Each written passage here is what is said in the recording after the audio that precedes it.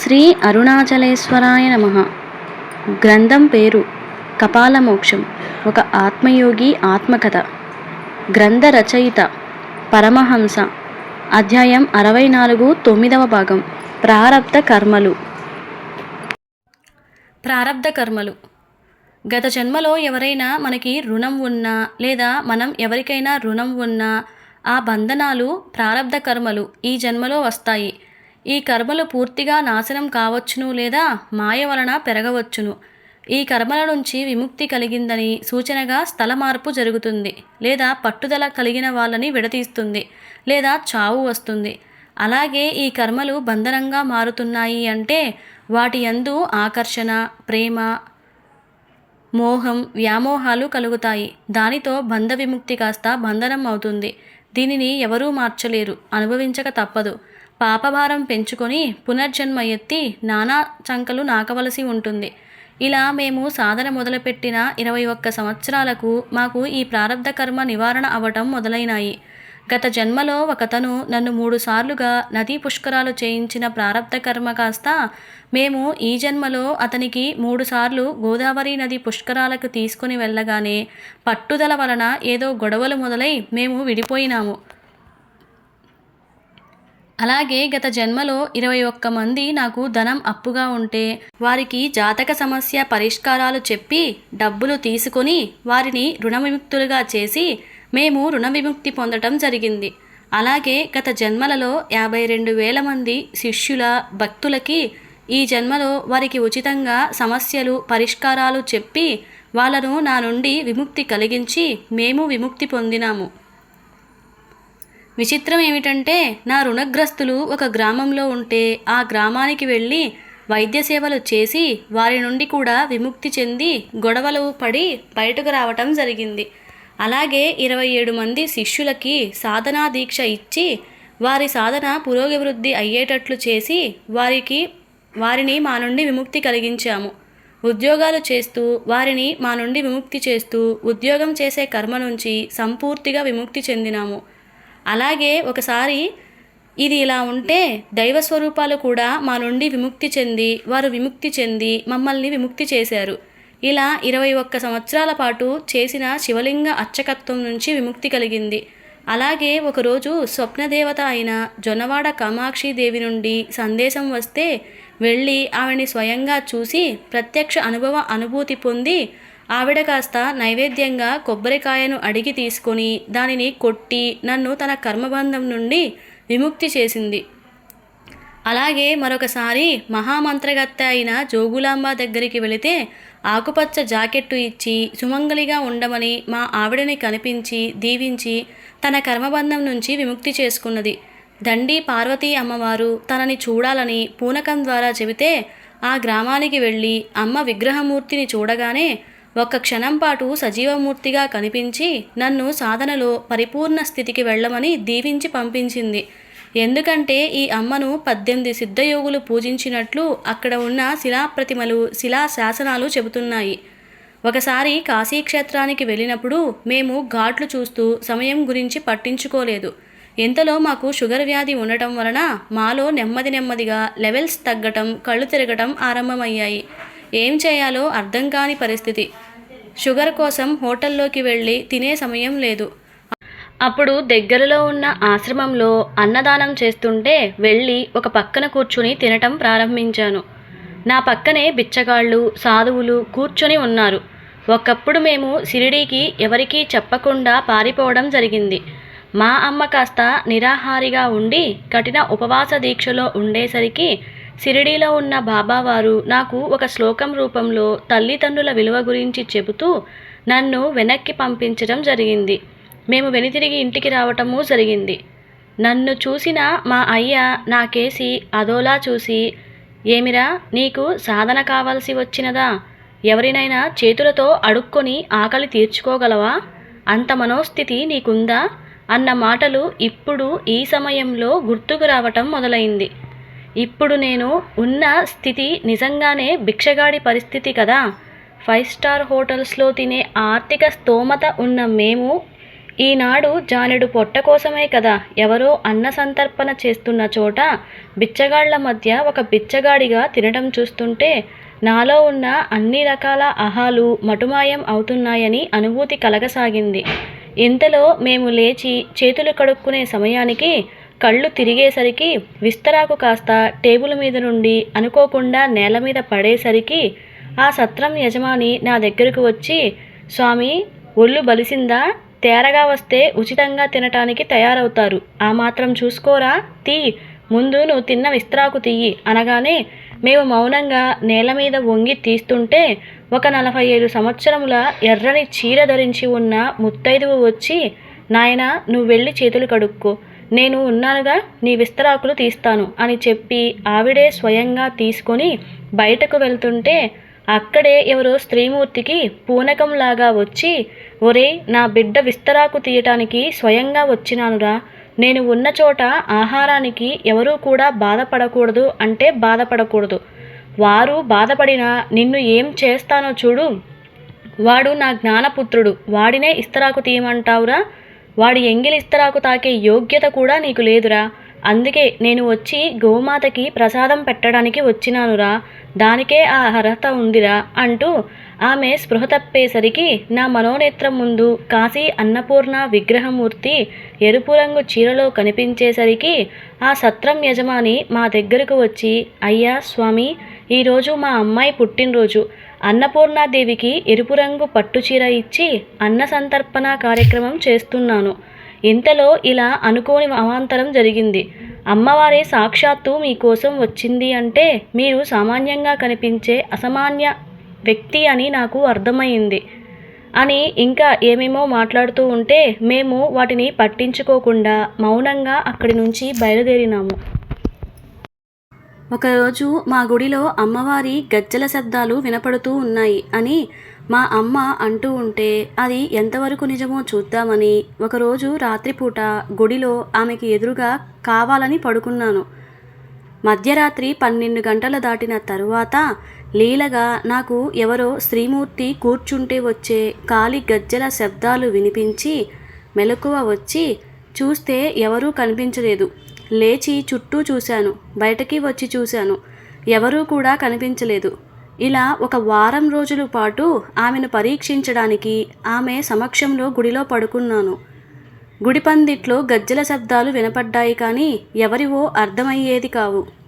ఒక శుక్రవారం రోజు అర్ధరాత్రి పూట నాకు ఒక కలలో 8 సంవత్సరముల బాలిక ఎరుపు రంగు జాకెట్టు, మామిడి పండు రంగు లంగా వేసుకొని చేతిలో ఏదో చిన్నపాటి కొరడా పట్టుకొని నన్ను పట్టుకొని కొడుతున్నట్లుగా అనిపించేసరికి కొరడా దెబ్బలకు తట్టుకోలేక నేను పెడబొబ్బలు పెడుతున్నట్లుగా అనిపించేసరికి కల వచ్చేసరికి నాకు భయంతో ఉలిక్కిపడి లేచేసరికి నిద్రాభంగం అయ్యింది. ఇంకా నిద్ర రాలేదు. మర్నాడు యథావిధిగా అమ్మవారి పూజాది కార్యక్రమాలు చేస్తూ ఉండగా ఎవరో అక్కడ అశరీరవాణితో, ఏమిరా, ఇప్పటికైనా బుద్ధి వచ్చిందా? నన్నే పరీక్షిస్తావు? ఇక నుంచి నా పూజ చేసే అర్హత కోల్పోయావు, ఇక్కడి నుంచి వెళ్ళిపో అని ఎవరో గద్దించినట్లుగా అనిపించేసరికి అమ్మవారి విగ్రహమూర్తి కాస్త ఒక్క క్షణం పాటు ముఖం మాత్రమే సజీవమూర్తిగా కనిపించి పెదవులు కదుపుతూ ఉన్నట్లుగా అనిపించేసరికి ఏదో తెలియని భయం నాలో మొదలై కంగారుతో బయటకు వచ్చినాను. ఇది జరిగిన 6 నెలలకి శాశ్వతంగా నేను ఆ గుడి సేవకి దూరం అవ్వటం జరిగింది.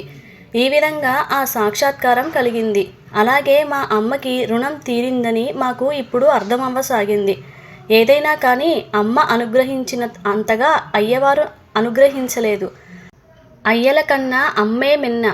అయ్య దొబ్బి తిని ప్రసాదాలు, నైవేద్యాలు, సేవలు చేయించుకుంటాడు. అలాగే మా దేవాలయ అమ్మవారు నాకు ధ్యానం నందు కనిపిస్తూ నన్ను గుడి పూజారిగా రమ్మని అడిగింది. నేను మౌనం వహించాను. ఇలా పాపం ఆవిడ నా చుట్టూ 3.5 సంవత్సరాలు అన్ని విధాలుగా శతవిధాలుగా ప్రయత్నం చేసింది. నా మౌన సమాధానం ఆవిడికి సహనశక్తి కోల్పోయేటట్లుగా చేసింది. మళ్ళీ ఇప్పటిదాకా కనిపించలేదు. ఒకవేళ నేను వెళితే ఆమె మాయను దాటేవాడిని కాను. ఆమె సర్వస్వం అనుకునేవాడిని. ఎందుకంటే ఆవిడ ఎవరో కాదు, భ్రమరి బాల త్రిపుర సుందరి. ఈమె ఎవరో మీకు తెలుసు కదా. కాబట్టి నా మౌనమే ఆవిడకి ప్రారబ్ధ కర్మ అయ్యి రుణం తీరింది. ఒకసారి మేము ఒక వ్యాపారం పెట్టే యోగం ఒక కర్మబంధంగా మారే స్థితికి వచ్చింది. ఆ వ్యాపారం చేస్తే సుమారుగా 2000 కోట్ల ఆదాయం వస్తుందని మా జాతకం చెప్పేసరికి మేము గతుక్కుమన్నాము. ఆ అవకాశం రానే వచ్చింది. ఒక కంపెనీ వారు మాతో వ్యాపార భాగస్వామి ఒప్పందం చేసుకోవాలని వచ్చినారు. దానితో ఏం చేయాలో అర్థం కాలేదు. యోగి దగ్గర పైసలు ఉండరాదు, భోగి దగ్గర ధనం లేకుండా ఉండరాదు. అటు యోగిగాను ఇటు భోగిగాను ఉండలేని స్థితి.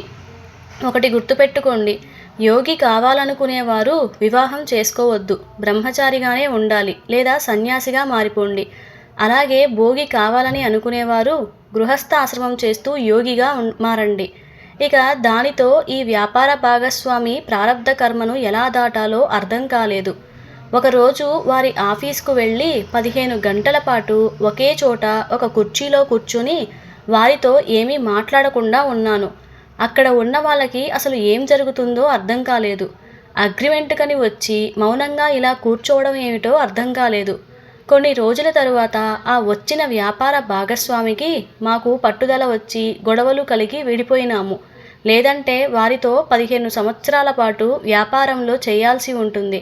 దానిని మేము కాస్త గంటలలోకి మార్చినాము. మాకు కావలసింది అదే. లేకపోతే ఇప్పుడు 2000 కోట్లు సంపాదించి ఏం చేసుకోవాలి? చివరకు మిగిలేది బూడిదే కదా.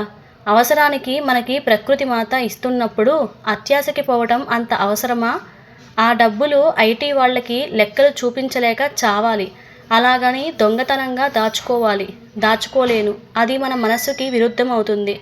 1000 కోట్లు సంపాదించి మహామాయలో పడే కంటే ఉన్న మాయలు వదిలించుకుంటే చాలా మంచిది కదా, ఏమంటారు? ఒక అమ్మాయి తన 12వ ఏట నన్ను ఒక బస్టాండ్లో టాటా చెప్పడానికి వస్తే ఈ కర్మఫలం తిరిగి ఈమె 24వ ఏట ఆమెను ఊరికి పంపిస్తూ నేను టాటా చెప్పినాను, అంతే.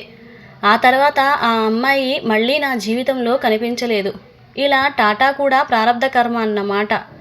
మరొక అమ్మాయి నాతో 12 సంవత్సరాలు మంచి స్నేహం చేసింది. మంచి స్నేహితులలాగా ఉన్నాము. ఇలా జీవితాంతం మాకు పెళ్ళిళ్ళు అయినా కూడా ఇలాగే స్నేహం కొనసాగించాలని అనుకున్నాం. కానీ నాకు ఒకానొక సమయంలో 1,00,000 రూపాయలు అవసరం పడినాయి. ఈమె ఇచ్చింది. కొన్ని వారాలకు నేను ఈమెకు ఆ డబ్బులు తిరిగి ఇచ్చివేశాను. అంటే మా ఇద్దరి మధ్య వేరే వారి స్నేహం కోసం పట్టుదలతో కూడిన గొడవలు వచ్చి విడిపోయాము. మళ్ళీ మేమిద్దరం ఎదురుపడలేదు అంటే నమ్మగలరా? ఇది కూడా అంటే అప్పు కూడా ప్రారబ్ధ కర్మ అన్నమాట. అది తీరింది, మాకు రుణం తీరింది. ఒక అమ్మాయికి ప్రేమ వివాహం చేపిస్తే రుణానుబంధం తీరింది. మరొక అమ్మాయికి సంతాన పూజలు చేస్తే బంధం తీరింది. మరొక అమ్మాయికి తన భర్త అనారోగ్య సమస్యల నుంచి విముక్తి కలిగిస్తే రుణం తీరింది. ఒక అబ్బాయికి తనకున్న సర్పబాధలు తొలగిస్తే ఆ రుణం తీరింది. ఒక అమ్మాయికి గురుమంత్రం ఇస్తే మరో అమ్మాయికి జ్ఞాన ఉపదేశం చేస్తే వీరి ప్రారబ్ధ కర్మలు తీరినాయి. అంతెందుకు, విచిత్రంగా మా స్నేహితుడి కూతుర్ని ఎత్తుకొని 3 గంటలు పైగా నడవటం జరిగింది. దానితో వాడి ప్రారబ్ధ కర్మ తీరింది. ఒక అమ్మాయికి తొలిసారిగా నేను లవ్ యూ చెప్పినాను. దానితో ఆమె మళ్ళీ కనిపించలేదు. అలాగే ఒక అమ్మాయికి నేను తొలి ప్రేమలేఖ ఇచ్చినాను. 6 నెలలు బాగానే ఉంది. ఆ తర్వాత పట్టుదలలు గొడవలు వచ్చి విడిపోయినాము. ఇది కూడా ప్రారబ్ధ కర్మే. ఒక అమ్మాయి నన్ను అకారణంగా తిట్టింది. దానితో ఆమెకు నాకు రుణం తీరింది. మరొక అమ్మాయి నన్ను బావా అంటూ ప్రేమిస్తున్నానని చెప్పింది. దానితో ఈమె రుణం తీరింది. నేను ఒకరికి పెన్ను బహుమతిగా ఇచ్చినాను. మళ్ళీ వారు కనిపించలేదు. మరొకరికి పర్సు, ఇంకొకరికి పుస్తకం ఇలా ఇచ్చినాను. వాళ్ళు అలా తీసుకొని విదేశాలకు వెళ్ళిపోయినారు. మళ్ళీ నాకు ఇంతవరకు కనిపించనే లేదు. నేను ఒకరి ఆపరేషన్ సమయంలో ఆసుపత్రిలో ఉండి సేవలు చేసినాను. దానితో వారి రుణానుబంధం తీరింది. నేను ఒకరి ఇంట్లో వారం రోజుల పాటు ఉండవలసి వచ్చింది. ఉన్నాను. దానితో వారు నాకు దూరం అయినారు. నేను ఒకరి దగ్గర 500 తీసుకున్నాను. అది వారికి ఇచ్చే లోపల వాళ్ళు ఇల్లు ఖాళీ చేసి వెళ్ళినారు. వాళ్ళు 500 రూపాయలు నాకు అప్పు అన్నమాట. నేను ఒకడికి 40 రూపాయలు అదనంగా ఇచ్చాను. వాడు నాకు ఇచ్చే లోపల వాడు అనారోగ్యంతో మరణం పొందినాడు. నేను వాడికి 40 రూపాయలు బాకీ అన్నమాట. ఈ బాకీ కోసం వాడు ఇన్నాళ్ళుగా బతికి ఉన్నాడు. ఒకడు నన్ను మానసికంగా, శారీరకంగా 3.5 సంవత్సరాల పాటు ఉద్యోగ సమయంలో అకారణంగా ద్వేషం పెంచుకొని తిట్టేవాడు. ఇప్పుడు వాడు పక్షవాతంతో మంచం ఎక్కినాడు. కొన్నాళ్లకు మరణించినాడు. ఒక దంపతులు నన్ను ఒక విషయం నందు ఇరికించి అకారణంగా తిట్టినారు. ఇది జరిగిన 12 సంవత్సరాలకి ఆమెకి క్యాన్సర్ వ్యాధితో బాధపడుతూ మృత్యువు పొందింది. నన్ను తిట్టడమే వారికి శాపంగా మారింది. నా మౌనమే వారికి మారణాయుధం అయింది అని నాకు అర్థమైంది. గత జన్మలో నేను వారిని తిట్టినాను. ఆ కర్మను ఈ జన్మలో వాళ్ళు నన్ను తిట్టడంతో ప్రారబ్ధ కర్మ తీరింది. ఇలా జంతువులు, కుక్కలు, కోతులు, కుందేలు, పావురాళ్ళు, చిలుకలు, గేదెలు, ఆవులు, మొక్కలు కూడా నాతో అనుబంధం పెంచుకొని వాటికున్న ప్రారబ్ధ కర్మలు మరణం పేరుతో నా నుండి వెళ్ళిపోయి శ్మశానానికి చేరుకున్నాయి. నాకు శ్మశాన వైరాగ్యం కలిగించినాయి. ఇలా ఏమి ప్రారబ్ధ కర్మయో, ఏది కర్మబంధమో, ఏది విముక్తి కర్మయో మనం తెలుసుకోలేము. ఎవరు ఎప్పుడు కలుస్తారో, ఎవరు ఎప్పుడు గొడవ పడతారో, ఎవరు ఎప్పుడు ప్రేమగా ఉంటారో, ఎవరు ఎప్పుడు దూరం అవుతారో మనల్ని సృష్టించిన పరమ శూన్యమునకే తెలియాలి. దానితో మా ప్రారబ్ధ కర్మలు అన్నీ కూడా నెమ్మదిగా కలలో, ధ్యానంలో కానీ తీరటం మొదలైనాయి. దానితో మా మనస్సు కాస్త శాంతి పొందడం ఆరంభమైంది. ప్రశాంత జీవితం వైపు అడుగులు పడడం ఆరంభమైంది. ఇలా చెప్పుకుంటూ పోతే 1,25,000 ప్రారబ్ధ కర్మలు వ్రాయవలసి వస్తుంది. మాకు బాగా గుర్తుకు ఉన్న ప్రారబ్ధ కర్మలు మాత్రమే రాయటం జరిగింది. ఇంకా ప్రస్తుతానికి 11,000 ప్రారబ్ధ కర్మలు మిగిలిపోయినాయి. వాటిని సంపూర్తి చేస్తే కానీ మాకు కపాల మోక్షం కలగదు. దీనికి 5 లేదా 7 లేదా 9 లేదా 12 సంవత్సరముల కాలం పడుతుంది అని మాకు స్ఫురణ అయ్యింది. ఈ కర్మలు సంపూర్తి అయితే మహాశ్మశానం అయిన కాశీక్షేత్రమునకు చేరుకొని మా సద్గురువైన శ్రీ త్రైలింగ స్వామి మఠానికి గురువులు సేవలు చేస్తూ కాలభైరవుడి దర్శనం చేసుకుంటూ కపాల మోక్షం కోసం ఎదురు చూడటం జరుగుతుందని మాకు అర్థమయ్యింది. శుభం భూయాత్. గమనిక: మీ నిజమైన మనస్సు పూర్తిగా నచ్చిన ఇష్ట కోరిక ఏమిటో మీకు తెలియాలంటే మీరు మీ సాధనా స్థాయిలో చిట్ట చివరి యోగచక్రమైన హృదయ చక్రం దాకా మీరు చేరవలసి ఉంటుంది. అప్పటిదాకా మీకు మీ ఇష్ట కోరిక తెలిసే ఉంటుంది. మీ ఇష్ట కోరిక ఏమిటో మీకు అంతగా తెలిసి తెలియనట్లుగా ఉంటుంది. మీరు అంతగా పట్టించుకోవడం జరగదు. అసలు ఎన్ని ఇష్ట కోరికలు ఉన్నాయో మనకే తెలియదు. ఇన్ని ఇష్ట కోరికలలో అందులో ఏకైక ఇష్ట కోరిక ఏమిటో మనం తెలుసుకునే స్థాయిలో ఉండమని మేము ఖచ్చితంగా చెప్పగలం. ఏకైక ఇష్ట కోరిక తెలియాలంటే తప్పనిసరిగా ఖచ్చితంగా యోగ సాధన మీ హృదయ చక్రానికి వెళితే గాని అప్పటిదాకా మీకు అనుభవించిన సకల కోరికలలో మీ మనసు స్పందించే ఏకైక అంతిమ ఇష్ట కోరిక, అలాగే ఇష్ట పదార్థం అంటే ఏమిటో తెలుస్తుంది. అది చుక్కకూర కావచ్చు, లేదా తోటకూర కావచ్చు. అలాగే మోక్ష కోరిక లేదా కామ కోరిక లేదా నిజ బ్రహ్మ జ్ఞానం పొందాలని ఇష్ట కోరిక కావచ్చును. ఏమో ఎవరికి తెలుసు. అలాగే నా పంచశిష్యులలో ఒక్క జిజ్ఞాసి మాత్రమే తన కోరికా మాయలో పడి దానిని కర్మశేషం లేకుండా చేసుకొని బ్రహ్మరంధ్ర సాధనకి అర్హత, యోగ్యతను సంపాదించినాడు. ఇక మిగిలిన వారు వారి ఇష్ట కోరిక మాయలో పడి బయటకు రాలేక తమ సాధనను ఆపుకోవడం జరిగింది. ఎలా అంటే కాకాజీ తన ఇష్టకామ కోరికను దాటలేక ఈ జన్మ సాధన స్థూల శరీర కపాల మోక్షం వరకు వస్తే, అదే యోగిరమణ తన ఇష్టదైవమైన వెంకన్న స్వామి దర్శన అనుభవ మాయ దాటలేకపోవడంతో సూక్ష్మ శరీర కపాల మోక్షం వరకు వస్తే, అదే మా శ్రీమతి దీక్షాదేవి మాత్రం తన ఇష్టదైవం అయిన పరమేశ్వరుడు కాస్త తన ఇష్టసకుడిగా కనపడితే ఈ మాయను దాటలేకపోవడంతో కారణ శరీర కపాల మోక్షం దగ్గర ఆగిపోవటం జరిగింది.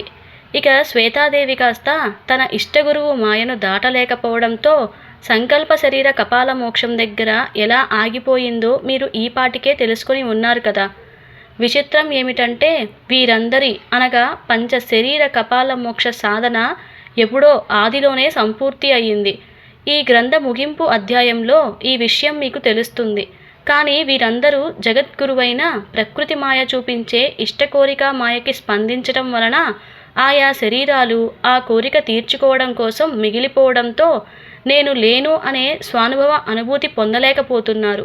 దానితో తాము బతికే ఉన్నామని భ్రమాభ్రాంతిలో ఉండిపోతున్నారు. అనగా బుద్ధుడిలాగా అన్నమాట. ఈయన కూడా కష్టాలకి కారకం కోరిక అని తెలుసుకొని కోరిక లేని సమాజం చూడాలని కోరిక మాయలో పడటంలో ఏమైనా అర్థం ఉన్నదా? లేదు కదా. అలాగే నా పంచశిష్యులలో ఒక జిజ్ఞాసి మాత్రమే ఈ ఇష్టకోరిక మాయలో పడి బయటకు వచ్చినాడు. మిగిలిన వారు ఇంకా ఈ ఊబిలో మునిగి కొట్టుకుంటున్నారు. ప్రస్తుతం నడిచే కలియుగంలోని నాకు 27వ యుగంలో అనగా 7వ మన్వంతరంలో 27వ యుగం అనగా 1987వ యుగం, మన జిజ్ఞాసికి 28వ యుగంలో అనగా 7వ మన్వంతరంలో 28వ యుగం అనగా 1988వ యుగం. ఈ ఇష్టకోరిక మాయ దాటే రికార్డు దృశ్యాలు ఉంటే ఈ మిగిలిన వారికి రాబోవు 10 లక్షల యుగాలలో ఏదో ఒక యుగంలో తమ సాధన సంపూర్ణ రికార్డు దృశ్యం చూడక తప్పదు. ఎందుకంటే అంతరించిపోయిన శూన్యం నుంచి అంతరించే శూన్యబ్రహ్మలుగా మనమంతా అవతరించినాము. కాబట్టి ఎవరి కోరికకి తగ్గట్లుగా వారు అంతరించిన అంతిమ దృశ్యం కాలానుగుణంగా కనపడుతుంది. ఎవరూ కూడా శాశ్వతంగా ఉండరని శాస్త్రవచనం కదా. నేను లేను అని జ్ఞానస్ఫురణ ఇచ్చే ఈ యుగకాలం వచ్చేదాకా మనం ఎదురు చూడక తప్పదు. ప్రస్తుతానికి మా ఇద్దరికి అనగా నాకు అలాగే మా జిజ్ఞాసికి ఆ కాలం వచ్చింది. అది ఎలాగో ఈ గ్రంథ ముగింపు అధ్యాయంలో మీకు తెలుస్తుంది. ఇక ప్రస్తుత విషయానికి వస్తే ఈ నవపదార్థ ఇష్టలింగమూర్తిని నిత్యముగా ధరించినట్లయితే జీవిత శివదీక్షధారి కింద అవుతుంది. జీవితం మద్యం, మాంసం, చేపలు తినరాదు. నిత్య లింగార్చన చేసుకోవాలి. పంచదార గుళికలు నైవేద్యంగా పెట్టాలి. ధర్మ జీవితంతో ధర్మబద్ధమైన సంపాదనతో ధర్మయుక్తమైన కోరికలు తీర్చుకుంటూ ఏదో ఒక ధర్మమును ప్రతినిత్యం జీవితాంతం పాటించాలి. సాక్షాత్తు మహాశివుడే మన ఒంటి మీద ఉన్నాడని జాగ్రత్తతో ఉండాలి. జాగ్రత్తగా మసులుకోవాలి. తేడాలు వస్తే చెమడాలొలుస్తాడని నాకు అర్థమైంది. నియమాలు పాటించాలి. లేదంటే చుక్కలు కనిపిస్తాయి, అనర్థాలు కలుగుతాయి. మా సాధన పరిసమాప్తి సమయంలో మేము కాస్త శ్రీశైల ఇష్టకామేశ్వరి ఆలయానికి వెళ్తూ ఉండగా ఒక నిజ బ్రహ్మజ్ఞాని ఏదో సందేహంతో కనిపించాడు.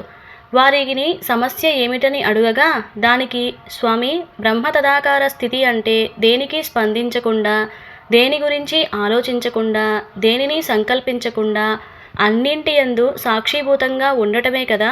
ఇది ఎలా సాధ్యపడుతుంది అనగానే దానికి మేము వెంటనే, జ్ఞాని, ఈ స్థితి మనకి హృదయచక్ర స్థితిలో ఉన్నప్పుడు వస్తుంది. నిజానికి మన ఇష్టలింగారాధన వలన మనకి నిజ బ్రహ్మ జ్ఞాన అనుభూతులు కలలయందు లేదా ధ్యానమునందు కలుగుతాయి. ఇలా మన ధ్యానంలో కనిపించే మన గత లేదా భవిష్యత్ జన్మల తాలూకా సాధనా దృశ్యాలు చూసి వాటికి మనం స్పందించకూడదు. వీటిని చూసి వేరే ఆలోచనలు చెయ్యకూడదు. అలాగే వీటిని చూసి కొత్తగా సంకల్పాలు సంకల్పించకూడదు. అలాగే వీటిని చూసి ఆశపడకూడదు.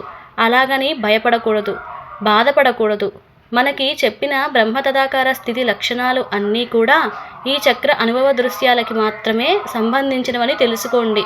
అంతేగాని భోగ లేదా యోగ జీవితానికి సంబంధించిన వాటికి మనం యథావిధిగా ఆలోచనలు, సంకల్పాలు, స్పందనలు చెయ్యవచ్చును. అది మాయ అవ్వదు అని తెలుసుకోండి అని చెప్పి అమ్మ దర్శనానికి నేను కాస్త మౌనం వహిస్తూ వెళ్ళటం జరిగింది. ఇక మా రెండవ శిష్యురాలైన తారాదేవి సాధనా విషయానికి వస్తే ఈవిడకున్న సంపూర్ణ కపాల మోక్ష మనోసంకల్పమునకు జగద్గురువైన ప్రకృతిమాత స్పందించి వీరికున్న పాతివ్రత్య ధర్మమునకు సాధనా పరీక్షలు పెట్టడంతో వాటిని ఈమెకు ఎన్నో మానసిక శారీరక పరీక్షలు తట్టుకోవడంతో ఈమెకున్న సంకల్పమును తీర్చుటకు ఈమెకి కంచి పీఠాధిపతి శ్రీ చంద్రశేఖర సరస్వతి స్వామివారు ఈమెకి ఉన్న మోక్షం పొందాలనే ఇష్ట కోరికకు స్పందించి ఇలాంటి వారికి మోక్షం ఇవ్వాలన్న కోరిక ఉన్న ఈ మహాస్వామి కాస్త ఇష్టలింగం ద్వారా అనుసంధానం అవ్వటం, ఈమెకి ఈయన గురుదేవుడై ఈమె సాధన పరిసమాప్తి చేస్తారని అనుభవమైంది. అంటే మాకు ఈమెతో ఉన్న ఆధ్యాత్మిక అనుబంధం తీరడంతో ఇన్నాళ్ళుగా ఈమెకి గురువుగా ఉన్న మేము కాస్త శ్రీ పవనానంద సరస్వతి స్వామి నుండి శ్రీ చంద్రశేఖర సరస్వతి స్వామి గురువుగారికి ప్రకృతి మాత మార్చడం జరిగింది. అంటే శ్రీమూర్తి సాధకులకి ధర్మ, అర్థ, కామ, పురుషార్థాలను ధర్మ జీవితంలో ఆచరిస్తే వీరికి తప్పకుండా 4వ పురుషార్థమైన మోక్షం తప్పకుండా పొందుతారని వీరి సాధనా జీవితం నిదర్శనంగా నిలుస్తున్నాయి.